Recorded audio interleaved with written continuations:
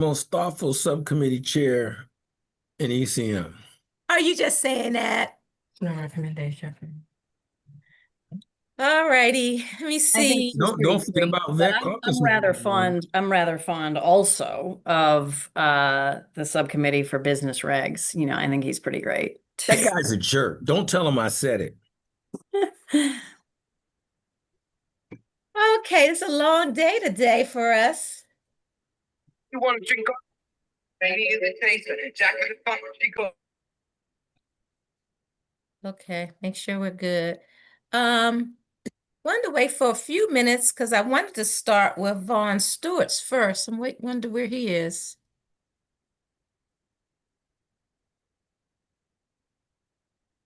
I'll give people another minute. Oh, there's Vaughn calling me. Hand Queen.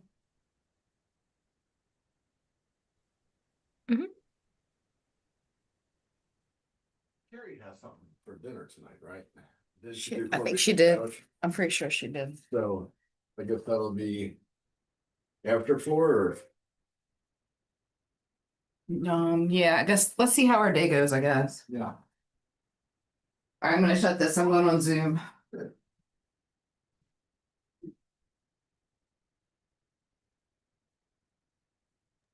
All righty, so that was Vaughn Stewart's office. I think they're going to jump on. I think I want to take his first because I understand that possibly they have addressed all the amendments. Did you all have amendments with this one, Kaylee? Okay, I No, think we don't. there was amendments from maybe the chamber. It's my And understanding that, yeah, that he addressed all the issues that came up and everyone's good with it. yeah, that's my understanding too, but I just wanted to make sure. That's why I wanted to take that one first. Not that the other one has issues, but I think this one I think is cleaner with the response with the issues. So let me give it one more minute. And if not, we'll just go ahead and get started. Do I have all the subcommittee people here? Let me see. Now you have 5. Okay. I'm missing Pippi. Yes. That's the only one I'm missing. Okay. Actually, I would have liked him for this one since there's more legalese on this one. You got a lawyer right here. Don't nobody worry Oh, about that's right. I got Amphrey. I'm the actual transactional lawyer. No, I forgot about you. I forgot. You're right. I got Amphrey. That's all right. I don't need Pippi anymore. Now that I have you on my subcommittee, Amphrey. Okay, why don't we get started? And they jump on, we'll let you know. So just to give you a recap, HB 103 is a consumer protection bill dealing with consumer contracts. And so the intent of the bill was to repeal some exemptions related to consumer contracts to set a shorter time frame for when actions against the contract could be brought up. And it made any violations part of the unfair, abusive, and deceptive trade practice. And so the testimony was basically about individuals who were entered in contracts, didn't know the time limit they had to It was this bring a morning, case like to 7 sue. a.m. And so Did I this send that to is y'all? No. Frank, get on mute. Oops, sorry. Put Frank, okay. Put Frank on mute. Um, Okay. and so this was to address some of those issues. So some of the concerns that were raised in committee and talking to some of the folks who were opponents was the right to sue part of the contract. They thought that might be too long and confusing, concerns about implementation for digital contracts, especially for small businesses. Some of the information was it was too broad and needed to have a little bit more specificity. And and the penalties were sort of severe. And so I've looked at the amendments, and this is where the lawyers can come help me out. But I think what we did to address some of these concerns, we defined the definition of consumer and consumer contracts. We talked about that the business couldn't waive provisions that are already in federal and state laws, and it cannot shorten any time that is already in our federal and state laws. This also can apply for contracts with or without arbitration provisions, and it clarifies that it can invalidate any of the Federal Arbitration Act or limits, and he removed the unfair practices as a severity of the penalty. I think that's what was done. Is that true, sponsor? You're here now?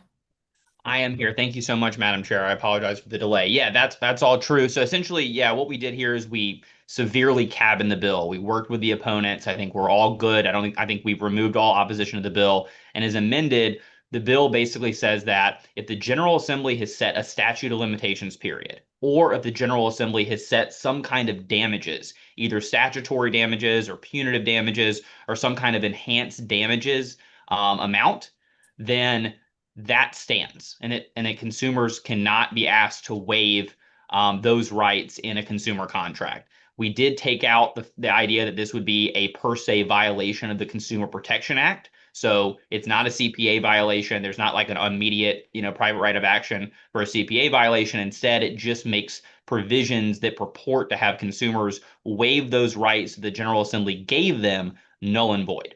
So with this, I think, very robust sponsor amendment, I believe, I don't want to speak out of turn, but I believe we have removed opposition, and we have a much cleaner and easier to understand bill.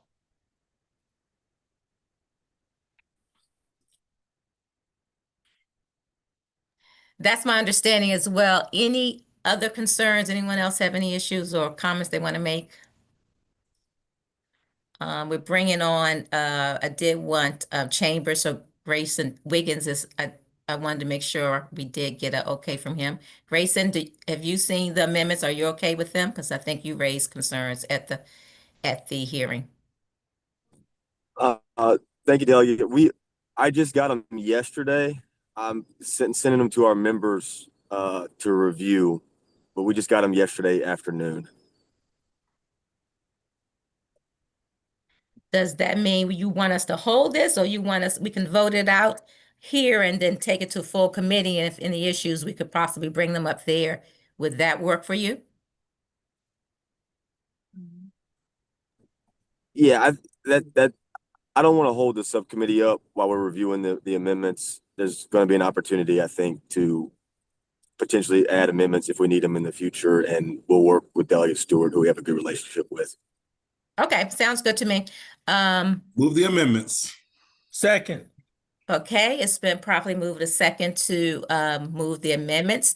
Do you want to move the bill favorable with amendments? Move favorable. Okay, so favorable with amendments. So do I need a second for that? Second. Okay, so now we can take a vote. Do you want me to call off people, Erica, or you? I can call over everyone. Give me a hot second. Thank you. So Delegate Ampry, Yes. Delegate Pippi is not here. Delegate Rogers, Yes. Delegate Roberts, Yes. Delegate Rose. No. And did the bankers change their position? Do you know? Yes, the bankers changed their position. Okay. So that was one, yeah, I had the bankers. I didn't have Wiggins, but the bankers are okay with it. Okay, I'm Yeah, still that- gonna remain no in sub and then see what the chamber says, but Nope, yeah. no problem, not a Okay. problem. Madam Chair, I'm a yes. I wasn't sure if you had. Oh, No, I'm wait. sorry, Delegate Charkoudian. So that's 5 in favor. And I don't know if I vote on that, but yes, fine. So that's good for that bill. So we will pass that out of committee, favorable amendments, and if there's anything else from the chamber, we will address that in full committee. Thank you very much. Thank you for your time, Delegate Stewart. Thank you, Madam Chair. Okay. All right, let's go now to HB 191, another consumer protection bill. This is related to the acceptance of cash payments for retail transactions as it came in. It's basically looking to make sure that individuals, especially those who use cash often, low income, elderly, undocumented persons tend to use cash more so that for their day-to-day purchases versus having credit cards. And the bill also came in as it would be for penalty for violations would be unfair, abusive, deceptive trade practices. So the way the bill came in, it said that the expenses were between $5 to $300 as a max. Some of the concerns raised in committee and raised by the merchants is that will there be exceptions for various events and venues where they already established cashless sort of policies, sort of the pop-ups and fairs and stuff where people are already not collecting cash. Will this be an impact to small businesses, especially those who had limited their cash usage because of the concerns about robberies, concerns about employees not being able to reconcile their tills and drawers, that sort of thing, and the need for more armored transports. And it was issues around the severity of the penalty. So we do have amendments to amendments. One that cuts off the limit just from $0 to $300 and took off the $5 limit. Add exceptions for cash payments for certain merchants, especially in the hotel business. I think with lodging where they have to require collateral. And so for these venues that are outdoor or venues where they don't have cash, we clarified it too because the testimony was more related to people not being able to buy essential goods and services, food, gas, medicine. So we clarified that this was exceptions. This is for acceptance of essential goods and services and define what those are in the bill. I know there was some question about removing the penalty, but we didn't get an amendment on that. I think that's pretty much it. Any questions on that? I know that this was retail had issues with that, and I believe we had a few other vendors who had issues with that. So have you seen the amendments? Are you have any issues with that? I'll start with you, I guess, Kaylee. Thank you, Madam Chair. I have seen the amendments. We are still in opposition to the bill. I think a couple of things would be helpful, and you definitely covered, I think, a variety of what we brought up. I want to point out, I went back and I looked at what percentage of consumers use cash in general. On average, it's about 14%. I understand the concerns that are here, but I brought this up in committee and want to make sure everybody is very clear about this. There are already solutions that exist instead of some sort of mandate here. And I would also just say there are very few states that have passed this mandate. And if they did, it's before the tech boom that we've experienced in kind of the COVID era. Prepaid debit cards exist in every single large retailer where you can purchase them. So I want to point that out. We talked about the cash to card kiosks. And I think with the vice chair, I had talked to her, she had asked me a question, and I talked about just mobile wallets that exist. And so many consumers have that on their phone, as well as free checking at banks. So, we contend and still continue to have issues with the fact that cash costs money. And it is difficult for us to deal with a variety of things. As far as if a retailer currently does not accept cash, you're talking about bank deposit fees, staff time for counting and reconciliation. There could be losses from theft or error, safes, registers, armored transport. A lot goes into handling cash. And that costs businesses money. There are crime concerns here for many retailers, just stifling innovation. from the consumer perspective that many consumers want a very quick, rapid experience, and retailers have responded to that and invested in that technology, just the impact on small and independents and the fraud prevention side. And I'm glad to go into any of those issues.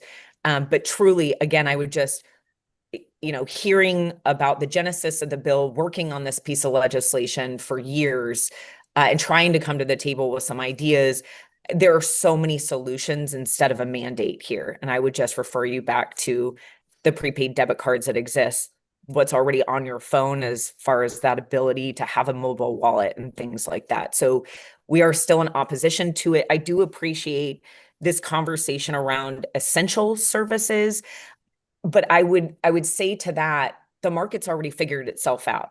So every single one of my grocers accepts cash, large and small, because we represent independents too. My gas stations, for the most part, take cash, although there are some areas where there are legitimate crime and safety concerns there. And any of these essential goods that we've talked about, all of those guys are accepting cash. So again, I just kind of go back to, I don't think the bill is necessary if our focus is on essential services. There are already solutions instead of the mandate, and I'll stop there. I'm glad to answer any questions. Thank you. So I know Frank is trying to get in here too, but I do want to make the comment, the point of putting the essential goods and services was to limit it from this broad things of all the things people would want to buy. And so I would ask, and also the limit up to $300, I think, is another way of also curtailing that. So I would ask that you could look at that part and see if we could work something out, because again, I'm not familiar with this being a problem, but people testify that this is happening in some places. And so we don't want to preclude people from having essential goods and services used. So, let's look at that and think about that some more. Frank? Yeah, hi, Madam Chair, members of the subcommittee. I'm here on behalf of 3 different clients. Let's start with the Maryland Entertainment Industry Association, which represents all of the concert theater venues and sports venues. Most of the concert theater venues and sports venues in the state. We did have a chance to work with Delegate Wims, and I just want to clarify that the exemption for seating at any venue is 1,750. I think that's what was agreed upon, and that will be the threshold. That is our concern. And my other client there is the Lyric Theater. Secondly, on behalf of the Maryland Hotel and Lodging Association, there was an exemption, and the exemption mainly looks good. It's 99% of the Philadelphia language, and when it says transactions for rental or consumer goods, services, or accommodations for which posting of collateral or security is typically required. We left out the word security. I don't know if that was an oversight. Okay. And it says collateral, and we don't know whether collateral is broad enough to cover when we take security deposits. And we were just asked to have that word or security put back in to make it identical to the Philly language. Okay, so basically, I think you're saying we have tried to address your hotels issue. We could update the language around security. Are you saying the threshold met what you want for the theaters, for Lyric, or do we need some other language there? Yeah, for the Lyric and the entire MEIA, Maryland Entertainment Industry Association, I think we're good with the 1750. Okay. And we had worked with Delegate Wims. He's on the call, so he can verify it. I believe it's in his amendments. I'm not sure, but I think we agreed on 1,750. Yeah, I think that's what it says. That's in the amendment. Yeah, so we're good there. Okay, okay, we're good with your amendments. All right, let me. I got some hands up. Delegate Charcuti. Make sure, as I was listening to Mr. Boston speak, I wanted to make sure we have 2 sets of amendments. So I just wanted to make sure folks had seen both of them, and I wasn't sure which one. I think that I'm not sure if your vision was that they would be combined, or that that they Yeah, they will be They combined. would be combined. So I just Yeah. wanted to make sure, because I was just listening to some of the questions and comments, and I wanted to make sure that everyone had a chance to look at both of them, because it's my understanding that the combined set of amendments does two things. One is the sponsors' amendments initially address the vast majority of the issues that Mr. Boston raised, and then your amendments sort of add to that a clarification that this actually only applies to these various essential goods, the vast majority of which I think I'm hearing.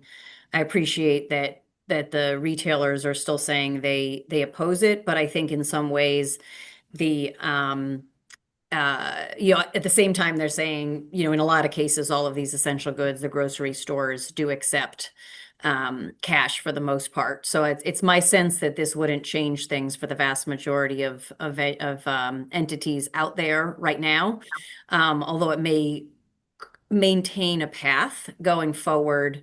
Should these entities consider moving away from accepting cash, that we would be very clear as a state that the expectation is they accept cash.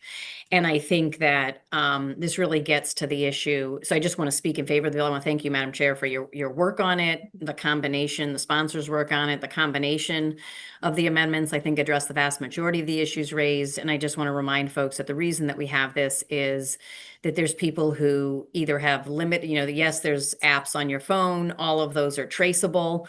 Some people don't have them. Some people can't get credit cards. Some people don't have banks. That there's people who, given right now, we do have a data privacy bill that we hope will also pass, but right now there's a real concern that people have about their whereabouts being transferred, their data being tracked, their data being sold for immigration enforcement. So there's a whole host of reasons that people don't want to use things that can be tracked electronically, including some of the debit cards that you can put cash on. And there's some people who don't have those things, and there's some people who give cash to their 12-year-old child to go down the street to get food while they're home with the baby. And there's a whole host of reasons that we want to make sure that legal tender can continue to be used in our state for essential goods and services, and that people don't feel like they have to be tracked in order to buy food and basics for their family. So I am hoping that a combination of these two amendments, possibly with some other adjustments if there's something urgent, that will be moving this bill forward. And I appreciate your work on this, Madam Chair and sponsor. Okay, Delegate Ambry. Thank you, Madam Chair. So again, I love the spirit of this bill. I think the edits that we've done have kind of reconciled, as the Vice Chair just mentioned. So I think that some of the hurdles that the retail industry has expressed are kind of, like the Vice Chair said, already kind of handled, because you already kind of have that. A lot of them already take cash. The thing I'm trying to understand with the amendments, and I want to understand, and I don't have the amendments in front of me, forgive me, the essential goods, does this cover restaurants, or is this only covering grocery stores? Because the one concern I do have is I'm thinking about those who have food trucks, those who have small vendors. And I know a lot of these people, especially in my district and community, are like women-owned businesses, or owned by young people, right? They have a pop up. Yeah. Having to carry cash is just a thing that I'm worried about, Yeah. safety wise. So I want to understand the essential stuff. Is this just for your grocers, pharmacies? This does not include restaurants or small, like, because that's my worry there. Yeah, so the intent of the intent of that was to cover, like you said, grocery stores, essential goods, and so we can certainly work with definitions there. Yeah, I just want to make sure, like restaurants. Yeah, and it is an amendment there already that excludes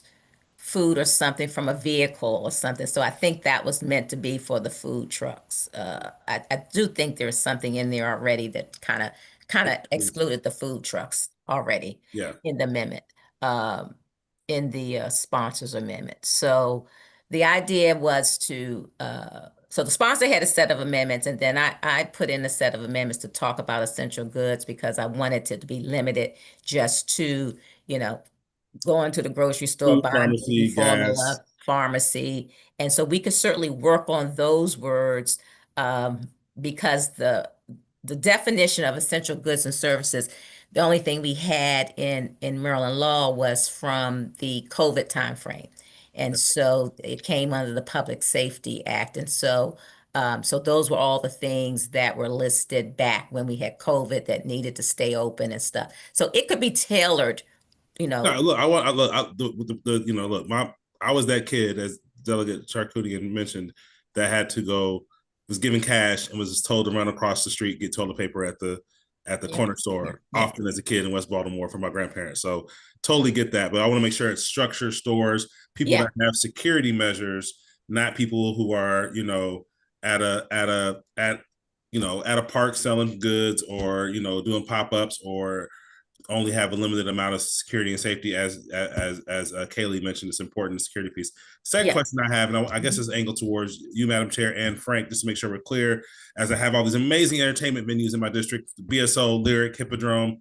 40th District is the best, have to always say that. But the other thing I want to make sure that I'm thinking about is, just want to make sure, Frank, with the language that we now have, we've cleared up everything in regards to venues and spaces, because I want to make sure that things can move faster when you have these shows where you have, you have a break in between. You got a 15-minute, time in between to get to the next part of the show. People need time. Quicker transactions are better. So just want to make sure that we're good on that, Frank and Madam Chair. So make sure that if I may, Madam Chair, answer. Go ahead. Frank. Yeah, I so first of all, if we could get a copy of the both sets of amendments so that we can put eyes on it, would be great, because we haven't seen anything recently. Okay.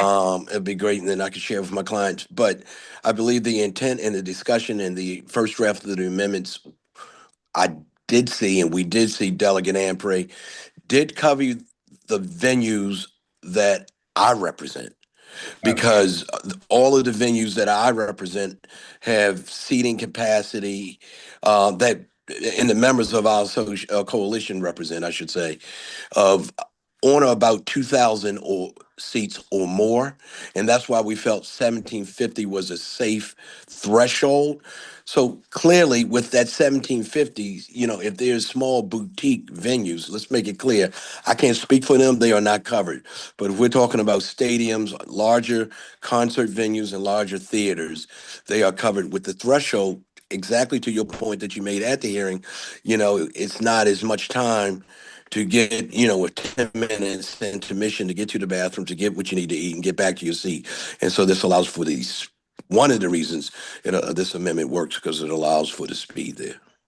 Awesome. Thank you so much. That's all I have, Madam Chair. Yeah, and I just want to answer that too. I think there was some language that I saw, I don't know if we adopted, that specifically talked about pop-ups and smaller venues that we may want to entertain, especially now since we're putting essential goods and services, because, going to, I don't know that using cash at a concert, it would have to be essential good or services.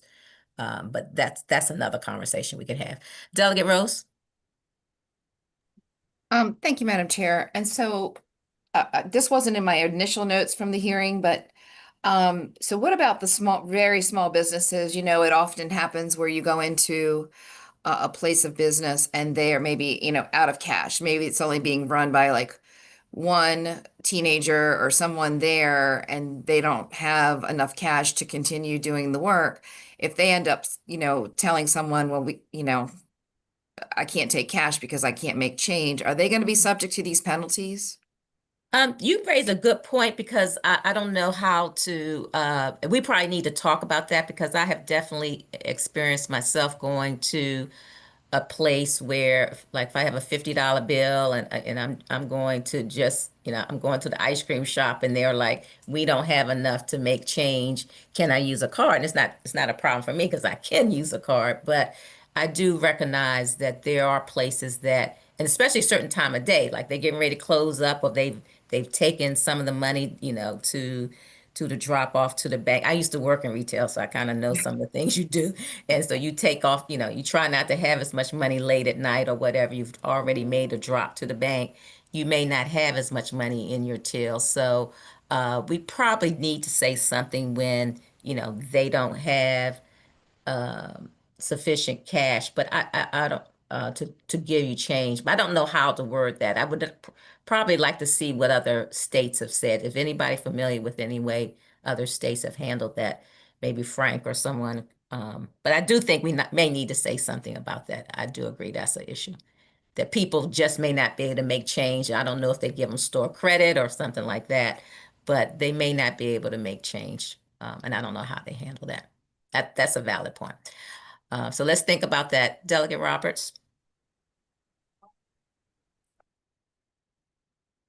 Okay, sorry, here I am, Now, I can't turn my video back on. Does it matter? No, you can talk. We're not voting right now. Okay, yes, so I was looking through the bill with the amendments or the full reprint and everything, and I'm just wondering, does this apply, say, for example, to say, for example, I'm a consultant, right? And typically a lot of my stuff is going to be online, but when it comes to trainings and in-person activities, does it apply there? Like, say, for example, if I go to a small business where I'm working with them to improve something about their business, and I'm there all day. Now, typically what ends up happening is, I do receive payment online ahead of time, but I just want to make sure that if there's something, the people who say also like are doing government, contracting, are these just for, because I noticed that we have in the bill anything about the University of Maryland system. We have a lot of exemptions from here. And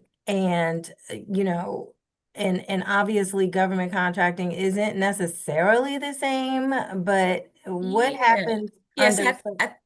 I saw the I didn't mean to cut you off. I did see That's okay. the university was in there, and then some other exemptions were in there. Some of them, I think, if we focus on essential goods and services, I think some of those go away. That's Okay. kind of my interpretation of that. I don't know. What do you think about that, Kaylee?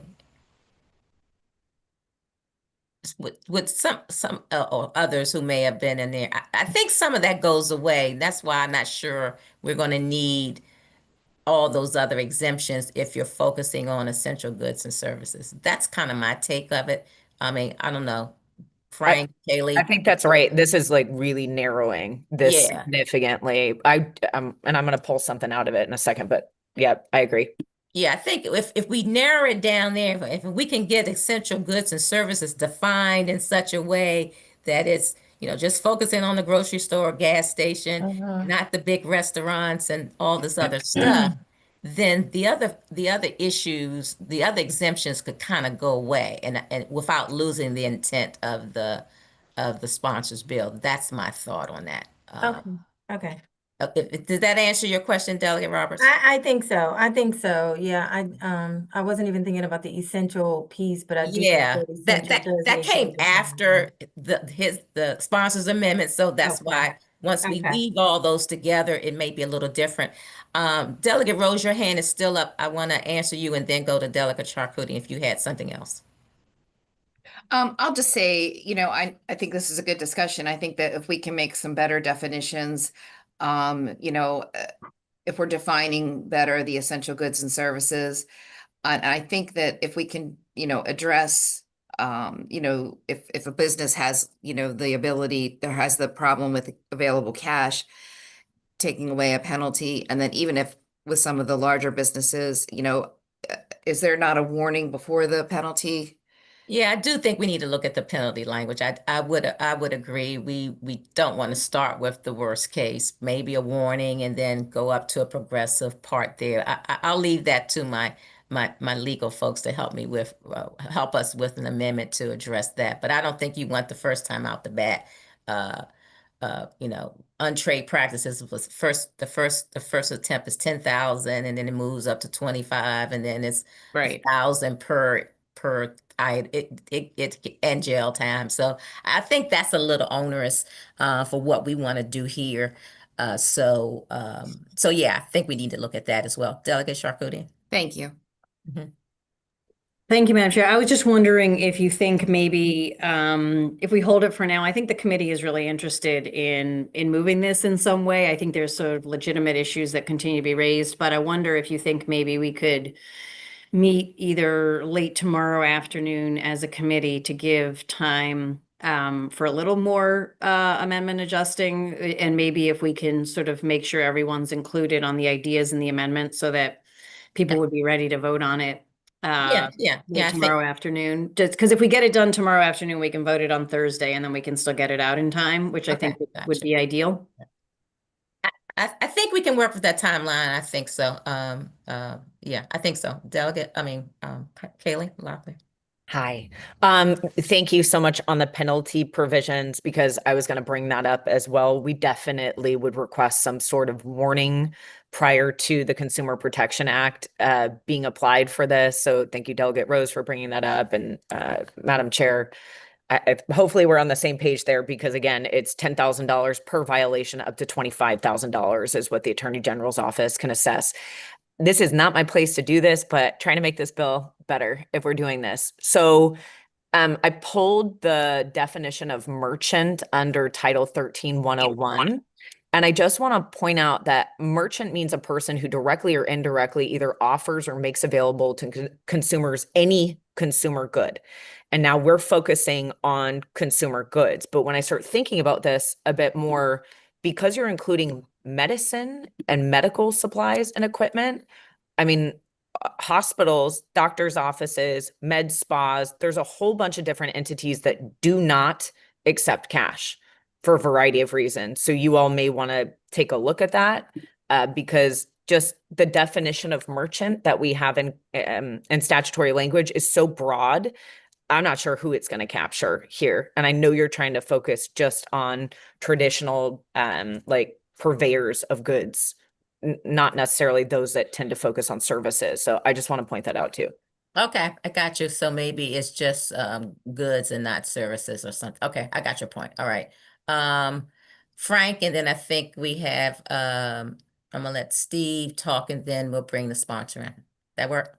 Okay, just to Vice Chair Charkoudian's point, once you gather the amendments before you meet again, if you could share them with the interested parties so we can just put eyes on them and get back any comments we have before you guys and ladies meet.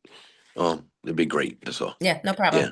Okay. And I do echo the $10,000 that's a lot first time, and especially for a lot of people who won't even know the law has passed. So No, I agree. yeah, We have time. We have to educate them warning on would this be one. great. Yeah. Yeah. Mhm. Thanks. Steve? Thanks, Madam Chair. Steve Sakamoto Wangle from the Consumer Protection Division. Just wanted to note, I mean, I haven't seen the amendments, but the bill as drafted, gives merchants 2 free bites of the apple before they would be subject to penalties, and then it limits penalties to $5,000 for a first violation, $10,000 for a second. Oh, okay. violation. It's only after the 2 free bites. So Okay. it already addresses some of the issues being raised. Okay. We'll make sure we look at the final reprint because I think that I know I saw the unfair practices part. I didn't see the exceptions first. So we'll make sure we read all that again. Thank you. Thanks. Okay, let me get Delegate Rose before we get the sponsor in one more time. Okay, sorry for a second bite here. My concern, even with 5,000, if it is a very small business, let's just say it's a coffee shop or a little boutique selling, jewelry or something on Main Street. I still am concerned, even a $5,000 penalty is quite a bit. And that's still a very big concern for me for the very small businesses. So I just want to throw that out there. Okay. Roberts, did you have your hand up or no? You were good? I think Delegate Rose basically said what I was going to say. Thank you, Delegate Rose. Okay. Okay, the sponsor. Yes, Delegate Williams. Thank you, Madam Chair. And I want to say it's so good to hear the discussion. First of all, I want to thank you and the committee for the amendments that you put in. And I 100% support them. So I wanted to say that they're well written and well thought out. Second, and the attorney just mentioned that we have the two warnings and then the 5,000 and 10,000 is there. And then I wanted to address the attorney, Delegate Ambry, that food trucks are not included in this. And I also wanted to thank Frank, if I can call by his first name, in working with him because we did exclude all the venues that got the exception. So I thank with all the amendments, and again, Madam Chair, I want to thank you and the committee for the ones you just sent out. I think we answered pretty much all the questions that you have, and we just asked for a favorable report. So that's it. So thank you.